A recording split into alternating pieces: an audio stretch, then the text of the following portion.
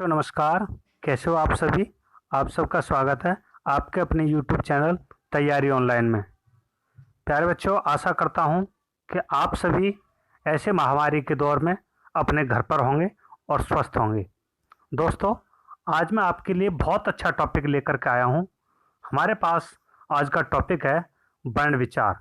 वर्ण विचार 8वीं से लेकर के 12वीं कक्षा तक हमेशा आता ही आता है और बहुत इम्पोर्टेंट टॉपिक है।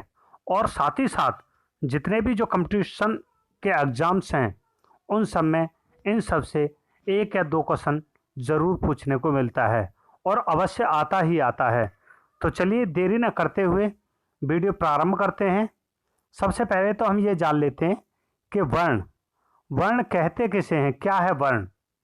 वर्ण का मतलब है अक्षर, और अक्षर को संस्कृत में कहें तो अक्षर की परिभाषा है नक्षरति इति अक्षरः, अर्थात जिसका क्षरण नहीं हो सकता, अर्थात जिसके टुकड़े नहीं हो सकते, ये जिसके खंड नहीं हो सकते, वो अक्षर कहलाता है और अक्षर को ही वर्ण कहते हैं। तो वर्ण क्या है? वर्ण की परिभाषा है मुख से उच्चारित ध्वनि या लिखित रूप वर्ण कहलाता है। वर्ण को भाषा की सबसे छोटी इकाई कहा जाता है। अब बात आई भाषा की, तो भाषा क्या है? भाषा शब्द संस्कृत के भाष धातु से बना है, जिसका अर्थ है कहना या बोलना। जो भी हम अपने विचार आदान प्रदान करने का जो साधन है वो भाषा कहलाती है, और भाषा की सबसे छोटी इकाई वर्ण या अक्षर कहलाती है। असल में शब्द वर्णों के मिलने से बनते हैं। जैसे रानी शब्द है, इसमें 4 ध्वनियों से मिलकर के बना है। र प्लस आ प्लस न प्लस ई बराबर रानी।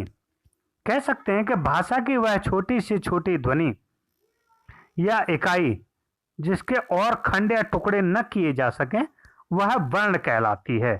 जैसे अ, क, च, ट, त, प इत्यादि।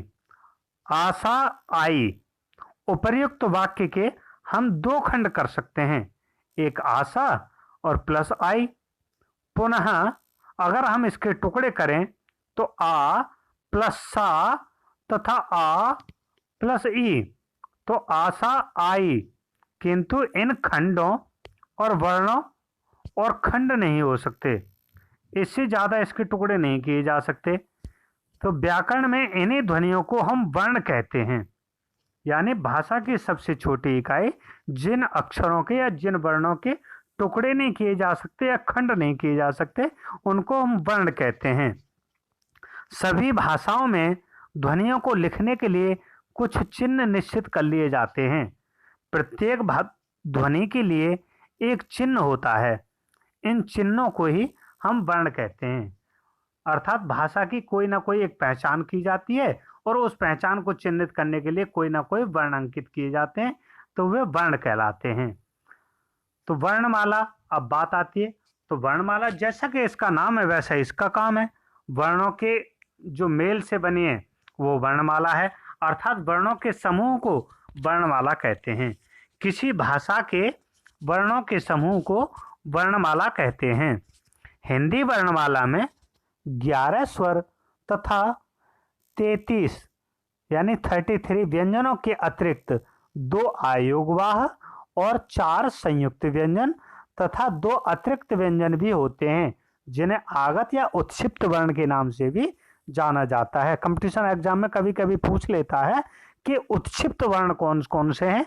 तो उत्क्षिप्त वर्ण पे डा और इसके नीचे बिंदी रखी होगी और ढा के नीचे भी बिंदी रखी होगी, ये उत्क्षिप्त वर्ण होते हैं। इस प्रकार हिंदी वर्णमाला कुल 52 वर्णों से मिलाकर बनती है। स्वर हैं अ, आ, ई, उ, रि, ए, ऐ, ओ, औ। इस प्रकार से 11 स्वर हैं। अगर व्यंजनों की मात्रा की हम बात करें तो व्यंजन 5 वर्गों में इनको बांटा गया है। प्रत्येक वर्ग में 5-5 अक्षर होते हैं। हम पहले अक्षर को ही वर्ग का नाम दे देते हैं। जैसे व्यंजन का पहला वर्ण है तो का से स्टार्ट होता है, इसलिए हमने इसका नाम रख दिया का वर्ग। का वर्ग का मतलब है का, ख, ग, घ और ग। इस प्रकार से 5 वर्ण के बाद जब छठा वर्ण आया तो अगले वर्ण है चा, तो चा से उसका वर्ग नाम रख देंगे, ये बन जाएगा च वर्ग। च वर्ग का चा, छ, ज, झ, य। इसी प्रकार ट वर्ग में टा, ठा, डा, ढा, ड़ा। इसी प्रकार त वर्ग में ता, था, दा, धा, ना। उसी प्रकार प वर्ग में पा, फा, बा, भा, मा। कुल मिलाकर के यहाँ तक 25 वर्ण बनते हैं, 25 वर्ण बनते हैं। इनको हम स्पर्श वर्ण के नाम से भी जानते हैं। इसके बाद 4 वर्ण या, रा, ला, वा, इनको अंतस्थ वर्ण भी कहते हैं। या, रा, ला, वा अंतस्थ। और इसके बाद और जो 4 वर्ण है स, श, श, हा, ये ऊष्म वर्ण के नाम से जाने जाते हैं। क्ष, त्र, स्र और ज्ञ, ये 4 संयुक्त व्यंजन कहलाते हैं। इनमें अनुस्वार की अगर हम बात करते हैं तो अनुस्वार को न स्वर की श्रेणी में गिना जाता है और ना ही व्यंजन की श्रेणी में गिना जाता है। अनुस्वार में पहला अ जिस पर बिंदी रखी हुई है उसे अनुस्वार है, और फिर अनुनासिक वर्ण अ जिस पर चंद्र बिंदु लगा हुआ है। विसर्ग अपने आप में स्वतंत्र नहीं होता, वो किसी न किसी वर्ण के बाद ही लगाया जाता है और विसर्ग का उच्चारण हा के तौर पर किया जाता है, जैसे अह। अतिरिक्त या अन्य व्यंजनों की बात करें तो इन्हें ड और ढ मैंने आपको पहले भी बता चुका हूं, इसी को हम उच्छिप्त वर्ण भी कहते हैं, उच्छिप्त वर्ण। और आगत ध्वनियां, आगत ध्वनियां वे ध्वनियां हैं जो बाहर से किसी भी अन्य भाषा से ली गई हैं, जैसे अ, ज, फा, इनके नीचे जो लगा हुआ है इसको हम नुक्ता कहते हैं प्यारे बच्चों। वर्णों के प्रकार, वर्णों के प्रकार उच्चारण के आधार पर वर्णों को 2 भागों में बांटा गया है। वर्णों के प्रकार उच्चारण के आधार पर वर्णों को 2 भागों में बांटा गया है, स्वर और व्यंजन। अब बात कर लेते हैं स्वर। स्वर की अगर मैं आपको परिभाषा बताऊं तो जिन वर्णों को बोलते समय हमें किसी अन्य ध्वनि की सहायता लेने की आवश्यकता नहीं होती उसे स्वर कहते हैं। अर्थात कह सकते हैं कि स्वर अपने आप में स्वतंत्र होता है, स्वर को किसी दूसरे वर्ण की सहायता की कोई आवश्यकता नहीं होती, स्वर परतंत्र नहीं होता। हिंदी में स्वरों की संख्या 11 होती है। स्वर वर्णों का उच्चारण स्वतंत्र रूप से होता है।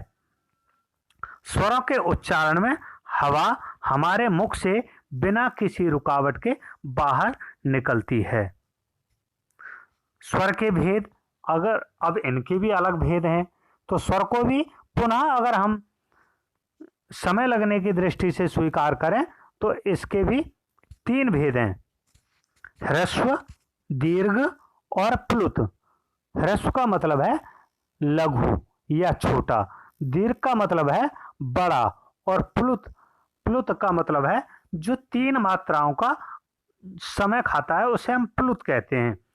एक श्लोक है इसके लिए, एक मात्रो भवेद ह्रस्वो द्विमात्रो दीर्घ उच्यते त्रिमात्रस्तु प्लुत गेयो व्यंजनम चार्द मात्रिकम। ये याज्ञवल्क्य शिक्षा का श्लोक है, तो याज्ञवल्क्य शिक्षा से इसे लिया गया है। एक मात्रो भवेद ह्रस्वो द्विमात्रो दीर्घ उच्यते त्रिमात्रस्तु प्लुत गेयो व्यंजनम चार्द मात्रिकम। जो एक मात्रा का उच्चारण का समय लेता है वो ह्रस्व कहलाता है, जैसे अ, इ, उ, री।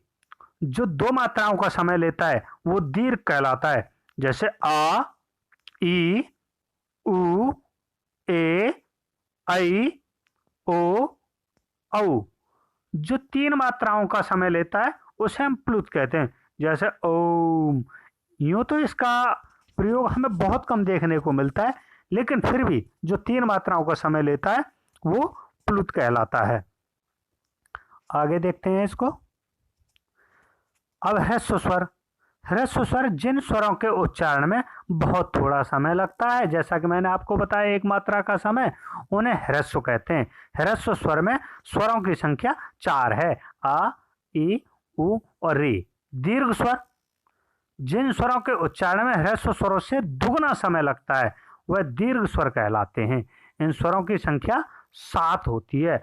आ, ई, उ, ए, ऐ, ओ, औ। ये दो स्वरों के मेल से बनते हैं। जैसे जो दीर्घ स्वर हैं वो दो स्वरों के मेल से आ प्लस आ बराबर आ, उ प्लस उ बराबर उ, आ प्लस ई बराबर ए, आ प्लस उ बराबर ओ। इस प्रकार से इनका मेल होता है। तो इनको ये भी कह सकते हैं कि ये संयुक्त स्वर भी हैं। प्लुत प्लुत है कि जिन स्वरों को बोलने में ह्रस्व स्वरों से लगभग तिगुना समय लगता है, अर्थात 3 मात्राओं का समय लगता है, वे प्लुत कहलाते हैं। इन स्वरों का प्रयोग केवल किसी को दूर से पुकारने में किया जाता। अरे, इन्हें दर्शाने के लिए 3 का प्रयोग किया जाता है, 3 अंक का प्रयोग किया जाता है। आजकल प्लुत स्वरों का प्रयोग ना के बराबर है। इनकी मात्राएं आप सबने सीखी हैं, फिर भी मात्राओं का एक पेज और मैं आपको दिखा देता हूं कि ये इनकी मात्राएं हैं। क्लियर करके इसको देख सकते हैं। ये आ की मात्रा है, छोटे आ की कोई मात्रा नहीं।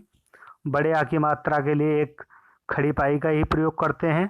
छोटी ई की मात्रा ये है, बड़ी ई की मात्रा के लिए उसके आगे से लगाते हैं।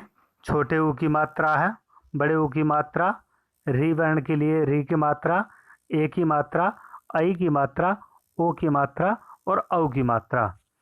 अगर हम इन दोनों स्वर और व्यंजन का संयोग करें तो का, ये जो नीचे लगा हुआ है इसको हम हलंत कहते हैं। और हलंत कहने का मतलब ये है कि ये वर्ण अपने आप में पूरा नहीं है, ये वर्ण आधा है। इस वर्ण को पूरा करने के लिए इसमें आ का संयोग होगा। तो मैंने आपको पहले ही बताया था कि व्यंजन परतंत्र होता है और स्वर हमेशा स्वतंत्र होता है। परतंत्र क्यों होता है? क्योंकि व्यंजन का अपना कोई उच्चारण नहीं होता। व्यंजन जब तक स्वर की सहायता से नहीं बोला जाएगा तब तक उसका कोई अपना उच्चारण, कोई अपना अस्तित्व नहीं है।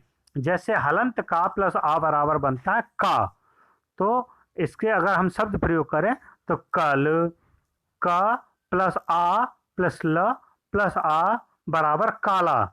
इस तरीके से हम इसे वर्ण विच्छेद भी कह सकते हैं। वर्ण विच्छेद का मतलब है कि प्रत्येक वर्णों को अलग अलग करना, और अगर हम इनको मिला करके एक इस प्रकार का शब्द बना देते हैं, जैसे का प्लस आ प्लस ल प्लस आ बराबर काला बनता है, तो इसको वर्ण संयोजन कहा जाता है। दोस्तों, वर्ण संयोजन का मतलब है वर्णों को मिला करके जोड़ना, और वर्ण विच्छेद का मतलब है कि वर्णों को अलग अलग करना। अगर हमसे पूछा जाए कि काला का वर्ण विच्छेद क्या है, तो का हलंत का प्लस आ प्लस हलंत ला प्लस आ तो बराबर काला। ये काले का वर्ण विच्छेद है और ये वर्ण संयोजन है, अर्थात वर्णों को मिला करके। तो इस प्रकार के आपके सामने विभिन्न उदाहरण पेश किए गए हैं, जैसे सीवी है, लीची है, गुरु है, झूठ है, नृप है, बेर है। तो इससे आप कई उदाहरण उठा सकते हैं। और मैं आपके लिए अलग से पूछ रहा हूं कि अगर आप ये वीडियो समझ पा रहे हैं तो आप मनोज इस शब्द का वर्ण विच्छेद करके कमेंट बॉक्स में बताएंगे। अगर वीडियो आपको अच्छा लग रहा है तो वीडियो को लाइक जरूर कर दें, वीडियो को लाइक करना ना भूलें। और साथ ही साथ जो व्यक्ति इस चैनल पर नए हैं वो चैनल को सब्सक्राइब करके बेल आइकन को भी जरूर दबा लें। नेक्स्ट, आयोगवाह। आयोगवाह के रूप अनुसार, तो आयोगवाह के लिए विसर्ग और ऊपर ये अनुस्वार, ये दोनों हैं, इन दोनों को हम आयोगवाह कहते हैं। हिंदी वर्णमाला के अनुसार अनुस्वार तथा विसर्ग को आ के साथ जोड़कर अंग और अंगह लिखा जाता है, अंग और अह लिखा जाता है। प्रायः इन्हें स्वरों के साथ रखा जाता है क्योंकि इनका उच्चारण स्वरों के साथ ही है, जैसे पंच, दंगा, शंख, अतः आदि। लेकिन इनको स्वर नहीं कहते। संस्कृत में इन्हें आयोगवाह कहा जाता है क्योंकि ये आ की सहायता से बोले जाते हैं। इन्हें हम इस प्रकार परिभाषित कर सकते हैं। वे वर्ण जो बिना किसी वर्ण के आधार लिए बोले न जा सकें वे आयुर्वाक कहलाते हैं। ये आयुर्वाक की परिभाषा के वे वर्ण जो किसी बिना वर्ण की सहायता के लिए न बोले जा सकें वे आयुर्वाक कहलाते हैं। अनुस्वार अनुस्वार और अह विसर्ग दोनों आयुर्वा हैं। तो ये दोनों क्या है? आयुर्वा, अंग और अह। अनुस्वार अनुस्वार का उच्चारण मां तथा ना के समान नाक से होता है और अनुस्वार का चिन्ह शिरोरेखा के ऊपर बिंदु के द्वारा दर्शाया जाता है, जैसे मंगल, जंगल, दंगल। अनुनासिक मुख और नासिका की सहायता से बोले जाते हैं, क्योंकि किसी भी वर्ण को ना तो पूरे तरीके से इसको मुख बोल सकता है और ना ही इसको नाक बोल सकती है। ये दोनों मिलकर के ही दोनों की सहायता से बोले जाते हैं। उन्हें अनुनासिक वर्ण कहते हैं, उन्हें अनुनासिक कहा जाता है। उनके ऊपर अनुनासिक का चिन्ह चंद्र बिंदु के रूप में शिरोरेखा के ऊपर लगाया जाता है, जैसे 5, सांप, आंख आदि। विसर्ग विसर्ग का उच्चारण हा की तरह किया जाता है तथा इसका उपयोग केवल तत्सम यानी संस्कृत शब्दों में ही किया जाता है, जैसे अतः, प्रातः, स्वतः, संभवतः इत्यादि। अनुस्वार अनुस्वार और अनुनासिक में अंतर क्या है? अनुस्वार में वर्ण का उच्चारण केवल नाक से होता है, नाक और मुंह की सहायता से, तथा उसमें आधे वर्ण के उच्चारण जितना बल लगता है, परंतु अनुनासिक में उच्चारण मुंह और नाक दोनों से होता है। अनुनासिक स्वर के उच्चारण का समय सामान्य वर्ण जितना ही होता है। शब्द में अन्य वर्ण समान रहने पर अनुस्वार एवं अनुनासिक के प्रयोग से अर्थ बदल जाता है, जैसे हंस है। हंस शब्द का अर्थ है कोई पक्षी विशेष, और जबकि हंस इसका अर्थ हंसने की क्रिया से लिया जा सकता है। व्यंजन, अब बात कर लेते हैं व्यंजन की। जिन वर्णों के उच्चारण में स्वरों की सहायता लेनी पड़ती है वे व्यंजन कहलाते हैं। व्यंजन के भेद, व्यंजन के मुख्यतः 3 भेद होते हैं। नंबर 1 स्पर्श व्यंजन, नंबर 2 अंतस्थ व्यंजन और नंबर 3 ऊष्म व्यंजन। मैं ये आपको बता ही चुका हूं कि का से लेकर के मा तक यानी 5 वर्गों के क वर्ग, च वर्ग, ट वर्ग, त वर्ग और प वर्ग, का से लेके मा तक के जो 25 वर्ण हैं वे स्पर्श व्यंजन कहलाते हैं। स्पर्श का अर्थ होता है छूना। इन वर्णों को उच्चारित करते समय जिह्वा मुख के विभिन्न भागों को स्पर्श करती है। इन्हें स्पर्श या स्पर्शी व्यंजन भी कहते हैं। जैसे प, इसे बोलने में हमारे दोनों होंठ एक दूसरे को स्पर्श करते हैं। इसी तरह त, इसको बोलते समय हमारी जीभ की नोक दांतों को स्पर्श करती है। इसी कारण इनको स्पर्श या स्पर्शी व्यंजन कहा जाता है। इन वर्णों की संख्या 25 है। इनके 5 वर्ग हैं जो पहले आपको बता दिए गए हैं और वर्ग का नाम पहले अक्षर पर ही रखा गया है। जैसे यहां भी आपके सामने दर्शा देते हैं कि क वर्ग, क वर्ग का मतलब है क ख ग घ ङ। च वर्ग, च वर्ग का मतलब च छ ज झ य। ट वर्ग, ट वर्ग का मतलब ट ठ ड ढ ण। त वर्ग, त वर्ग का मतलब ता था दा दा ना। प वर्ग, प वर्ग का मतलब प फ ब ब म। ये कुल मिलाकर के 25 वर्ण स्पर्श व्यंजन या संघर्षी व्यंजन के नाम से जाने जाते हैं। अब इनका उच्चारण स्थान भी बड़ा सिंपल है, क्योंकि जैसा हमने सुना कि स्पर्श, स्पर्श का मतलब मुख्य किसी न किसी भाग को वो स्पर्श करके निकल रहा है, इसीलिए इसका नाम स्पर्श व्यंजन रखा गया है। तो जो क वर्ग है उसका उच्चारण स्थान क्या है? कंठ। इसमें आ और हा और जोड़ने के बाद इनका उच्चारण स्थान होता है कंठ।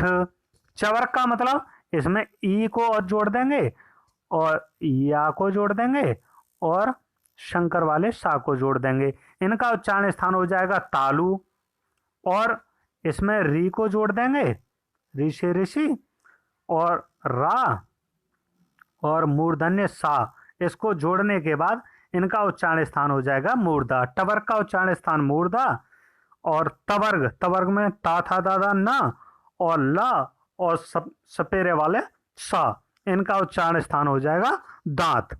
पवर्ग में ऊ, पवर्ग, इनका उच्चारण स्थान हो जाएगा ओठ। तो कह सकते हैं कि कवर्ग का उच्चारण स्थान कंठ, चवर्ग का उच्चारण स्थान तालु, टवर्ग का स्थान मूर्धा, और तवर्ग का उच्चारण स्थान दंत, दांत, और पवर्ग का उच्चारण स्थान ओष्ठ यानी ओठ। अंतस्थ व्यंजन, यारा, लावा, अंतस्थ, ये चार जो वर्ण हैं ये अंतस्थ वर्ण हैं, जिन व्यंजनों को उच्चारित करते समय जिह्वा पूरी तरह मुख के किसी भाग को नहीं छूती, वे अंतस्थ व्यंजन कहलाते हैं। इनका उच्चारण स्वर अथवा व्यंजनों के बीच का होता है। ये संख्या में 4 होते हैं। दोस्तों, कंपटीशन एग्जाम में कभी कभी पूछ लिया जाता है कि अर्ध स्वर कौन है, तो अर्ध स्वर भी ये यारा लावा ही हैं। ऊष्म व्यंजन, जिन वर्णों को उच्चारित करते समय वायु मुख के विशेष भागों से स्पर्श के कारण गर्म हो जाती है। ऊष्म का अर्थ है गर्म होना, उसे ऊष्म व्यंजन कहलाते हैं। ये संख्या भी 4 है, स, श, स और हा। इसके बाद 4 और वर्ण हैं, वे संयुक्त वर्णों के नाम से जाने जाते हैं। वर्ण संयोग, वर्णों के परस्पर मेल को वर्ण संयोग कहते हैं। जैसे मैंने आपको पहले बता दिया था कि वर्ण विच्छेद और वर्ण संयोग में क्या अंतर है। वर्णों को अलग अलग करना वर्ण विच्छेद कहलाता है, वर्णों को मिलाकर के एक शब्द बनाना वो वर्ण संयोग कहलाता है। नंबर 1 व्यंजन और स्वर का संयोग, नंबर 2 व्यंजन और व्यंजन से संयोग। व्यंजन और स्वर का संयोग, बिना स्वर की सहायता से व्यंजनों का उच्चारण संभव नहीं है। जब कोई व्यंजन स्वर रहित होता है, जब उसके नीचे हलंत लगा होता है। हमेशा ध्यान रखिए कि किसी भी व्यंजन के बाद अगर हलंत लगा है व्यंजन के नीचे तो वो स्वर रहित है, यानी वो अपूर्ण है, अर्थात आधा है। और व्यंजन का व्यंजन से संयोग, व्यंजन से व्यंजन के मेल से संयुक्त ध्वनियां बनती हैं। व्यंजन को व्यंजन से मिलाने के भी कुछ नियम हैं जो निम्नलिखित हैं। क, कुछ व्यंजनों के अंत में एक खड़ी रेखा यानी पाई होती है। जब ये व्यंजन अपने से आगे वाले व्यंजन से संयोग करते हैं तो इनकी पाई हटा दी जाती है। जैसे ज हलंत है, व तो ज्व, इससे शब्द बना दिया हमने ज्वर। ग हलंत प्लस ला ग्ल, तो इससे मिलाने के बाद आगे हम अपना शब्द बना सकते हैं ग्लानि। उसी प्रकार से शब्दों का हम निर्माण कर सकते हैं। इसका वर्ण विच्छेद भी कर सकते हैं और वर्ण संयोजन भी किया जा सकता है। और आप इसमें से भी कुछ उदाहरण उठा करके देख सकते हैं। ये भी वर्ण विच्छेद और वर्ण संयोजन का ही है, इसमें स्पष्ट आपको बताने की आवश्यकता नहीं है क्योंकि आप सब इसको समझ ही चुके होंगे। वर्ण विच्छेद, तो मैं आपको एक और सवाल पूछता हूं कि वर्ण संयोजन क्या है, इसका भी आप मुझे कमेंट बॉक्स में जवाब देंगे।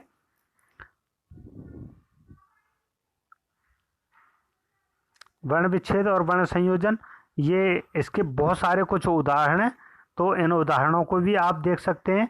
जैसे प्रकृति, पाठशाला, कौशल, ज्ञानी, मार्ग, कुमार, बूढ़ा, वृथा, करेला, मैदान, ये इसके जस्ट सामने इसके वर्ण विच्छेद दिए गए हैं। तो इन वर्ण विच्छेदों को इसमें से आप सीख सकते हैं, बहुत सारे उदाहरण आप इसमें से उठा सकते हैं। अब आगे वर्णों के उच्चारण।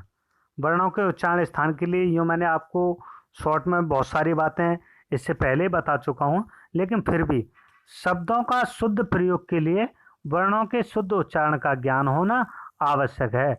वर्णों का उच्चारण करते समय फेफड़ों से निकलने वाली वायु मुख के तालु, मूर्धा, कंठ, दांत आदि से स्पर्श करती हुए उसी से वर्ण का उच्चारण स्थान निर्धारित होता है। नीचे दी गई तालिका से यह स्पष्ट हो जाता है कि जैसे आ और कवर्ग और हा, इनका उच्चारण स्थान क्या है? कंठ। इसके लिए आप एक सूत्र याद कर सकते हैं, अकु विसर्जनिया कंठा।